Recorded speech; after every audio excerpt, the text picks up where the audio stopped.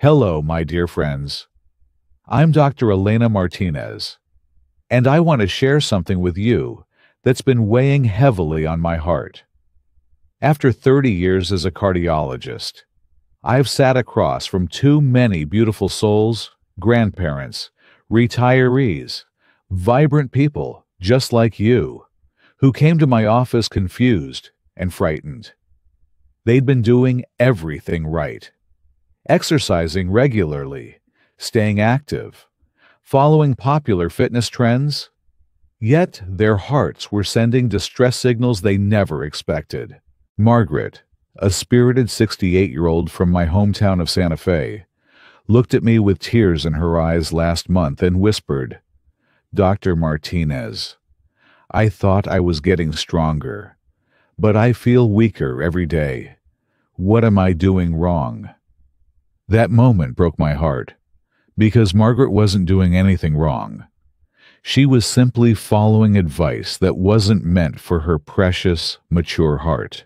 You see, somewhere along the way, we've been told that all exercise is good exercise.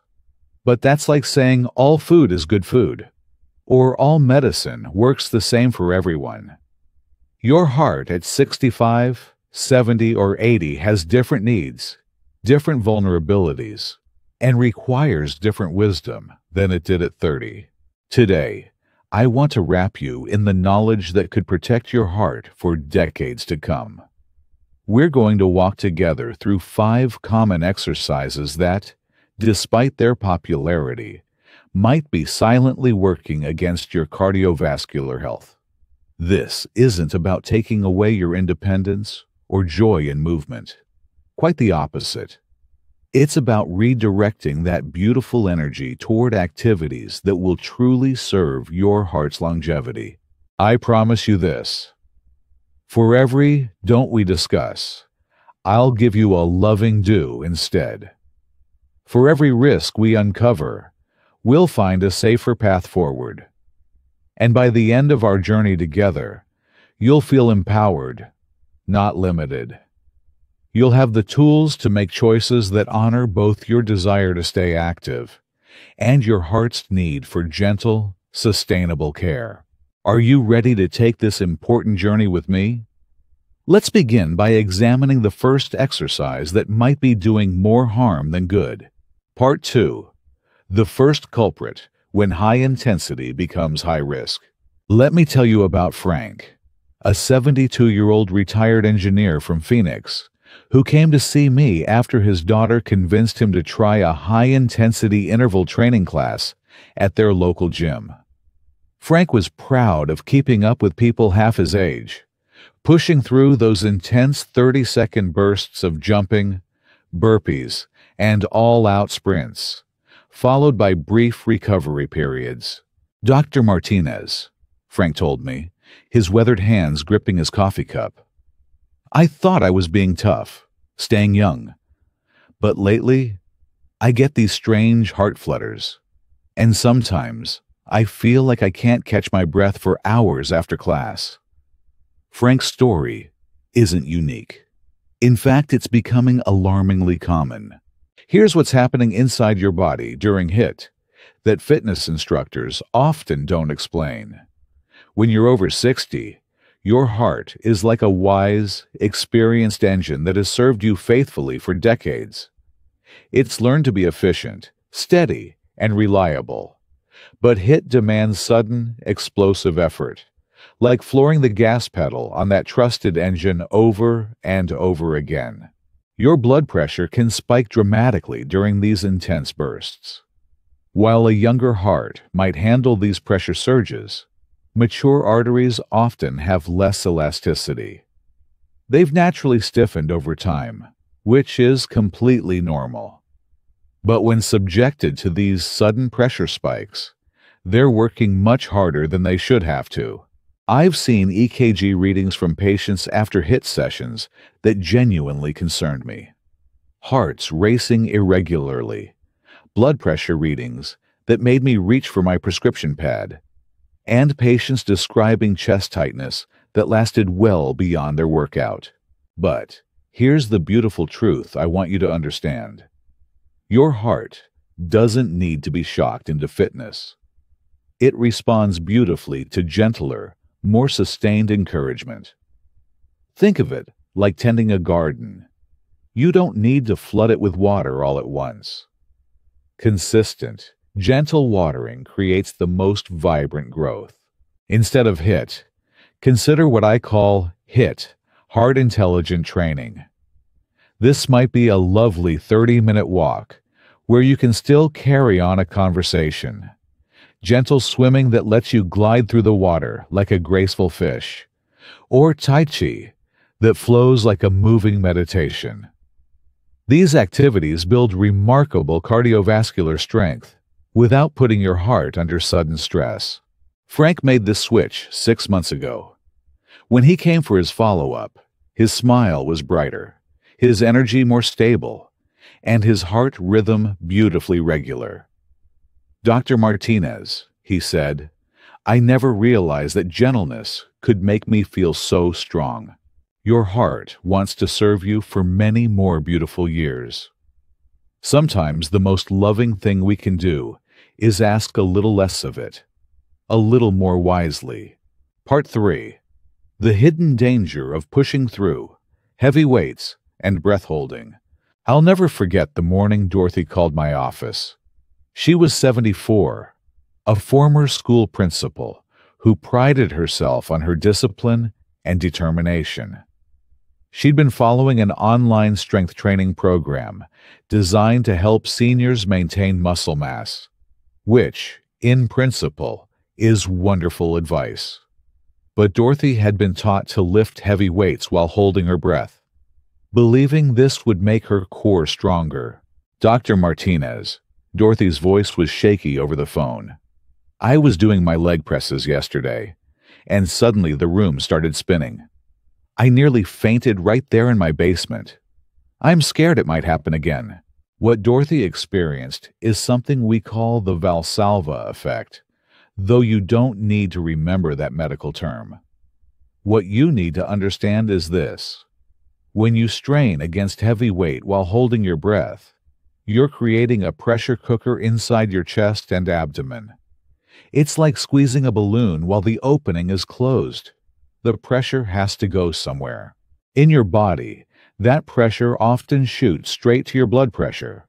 I have measured patients whose blood pressure temporarily soared to dangerous levels during these breath-holding, heavy-lifting moments.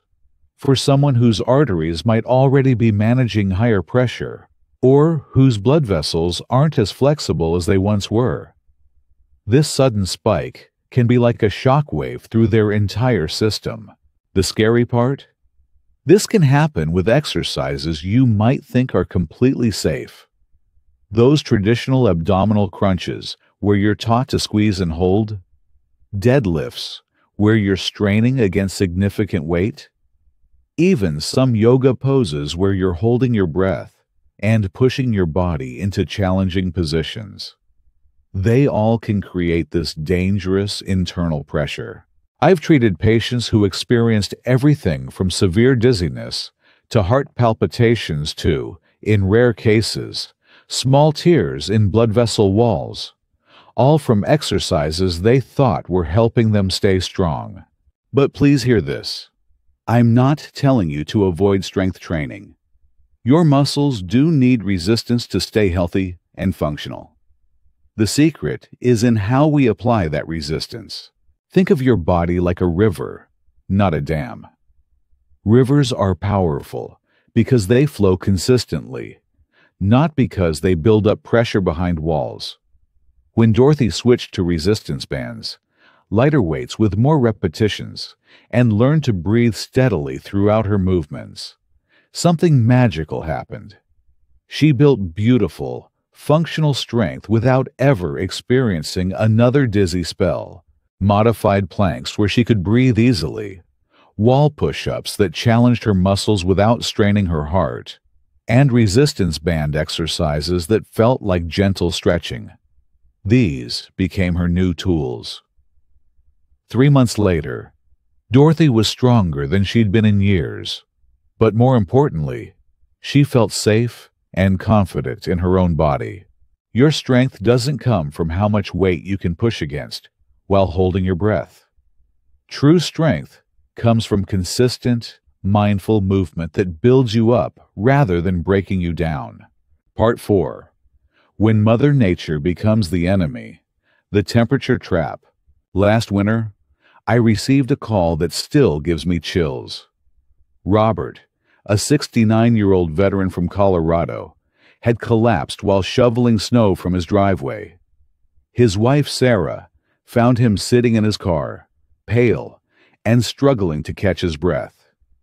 "Doc," Robert told me later, "I've been shoveling snow for 50 years. I never thought something so simple could knock me down like that." What Robert didn't realize is that cold weather turns exercise into a double challenge for mature hearts. When the temperature drops below about 40 degrees Fahrenheit, your blood vessels naturally tighten to preserve your core body temperature. It's your body's brilliant survival mechanism, but it means your heart suddenly has to pump against much higher resistance, like trying to push water through a narrow straw instead of a wide pipe. For Robert, the combination of cold air and physical exertion created a perfect storm. His blood pressure spiked, his heart rate climbed, and his body struggled to maintain equilibrium. The snow shoveling wasn't the problem. The frigid temperature turned it into a cardiac challenge he wasn't prepared for. But the story doesn't end with winter. Last summer, I treated Martha, a 71-year-old grandmother from Phoenix who loved her morning walks. She'd been walking the same route for years, but decided to maintain her routine even when temperatures soared above 95 degrees. One morning, her daughter found her sitting on a neighbor's porch, confused and dehydrated. In extreme heat, your body faces the opposite challenge. Your blood vessels dilate widely to help cool you down. Your heart rate increases significantly to circulate blood for temperature regulation, and you can become dehydrated much faster than you realize. For Martha, what should have been a gentle 20-minute walk became a dangerous struggle against heat that her aging temperature regulation system couldn't handle.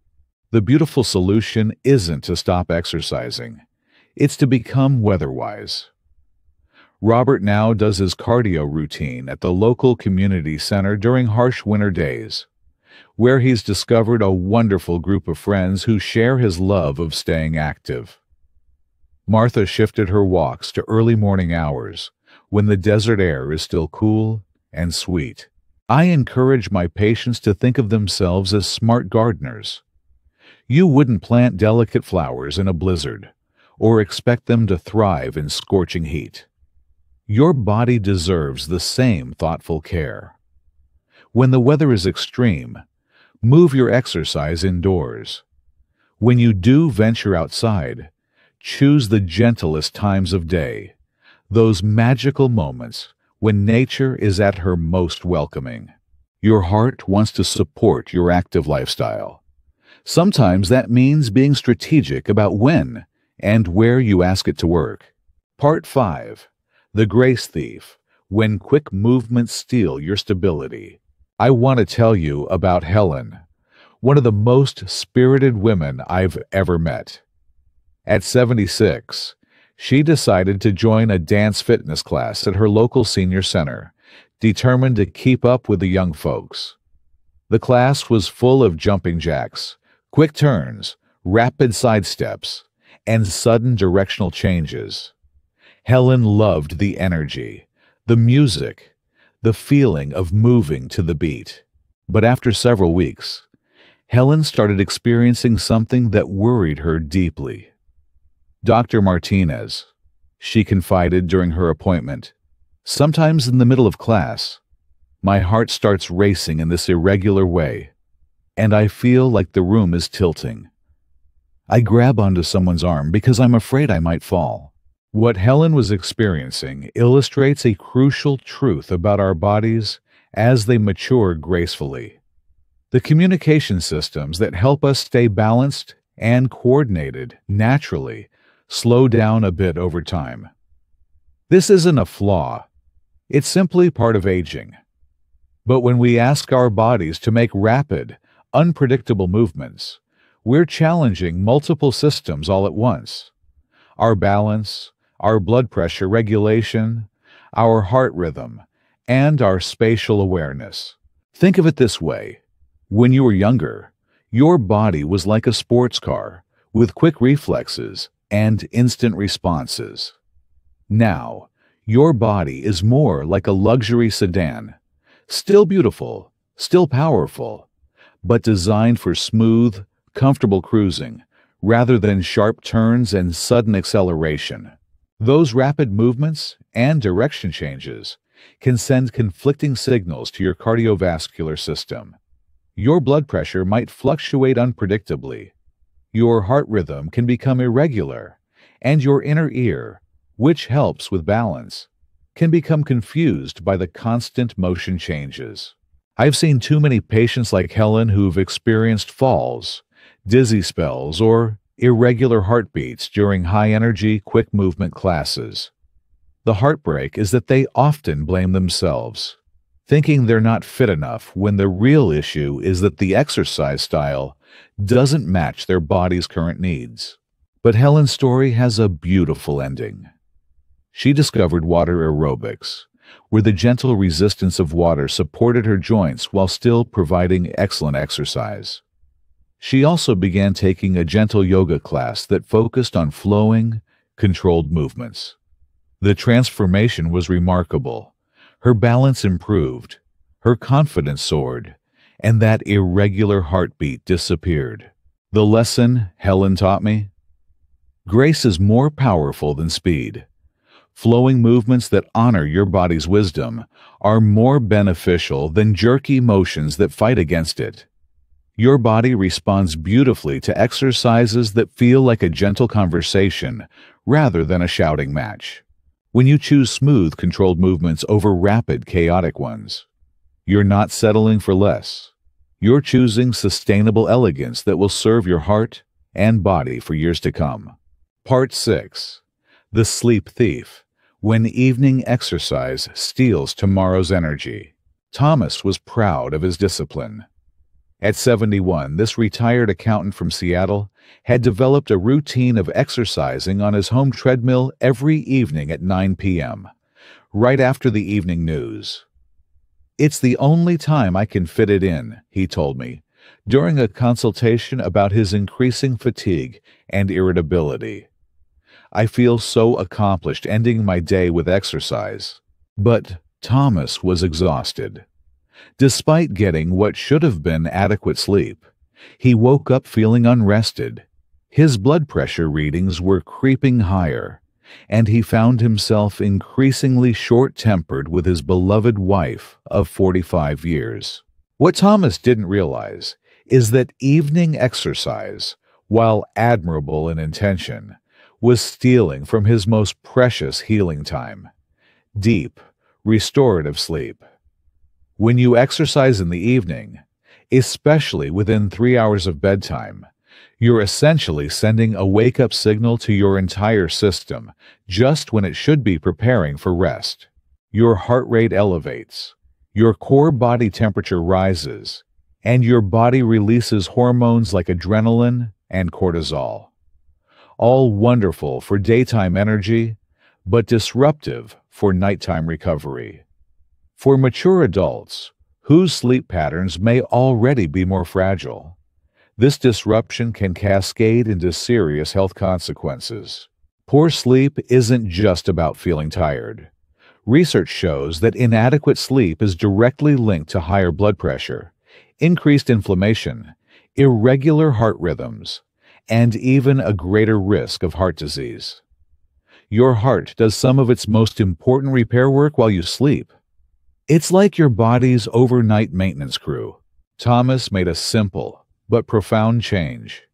He moved his exercise to 7 a.m., right after his morning coffee. The transformation was remarkable. Within weeks, He was sleeping more deeply, waking refreshed, and his blood pressure had improved significantly. Dr. Martinez, he told me with a smile, I never realized that changing when I exercise could change how I feel all day long. Your evening hours are meant for winding down, gentle stretching, reading, quiet conversation, maybe some light household tasks. Save your energizing activities for the morning or early afternoon, when your body is naturally designed to be more active. Sometimes the most loving thing you can do for your heart is simply let it rest, when rest is what it needs most. Part 7. A Promise from My Heart to Yours. As I finish writing this message, I'm thinking about all the patients who've taught me these lessons. Margaret, Frank, Dorothy, Robert, Martha, Helen, and Thomas. Each one trusted me with their fears, their hopes, and their desire to stay vibrant and healthy. If you've stayed with me through this journey, you now possess something precious, the knowledge to make choices that truly serve your heart. You understand that wisdom sometimes means saying no to what's popular and yes to what's appropriate for your beautiful, mature body. This isn't about limitations, it's about liberation. Liberation from exercises that don't serve you, from pushing when you should be flowing, from following advice meant for different hearts than yours. Your heart has carried you through decades of life, love, and experience. It deserves your gentleness, your wisdom, and your respect. Choose movements that honor its journey. Listen to its whispers.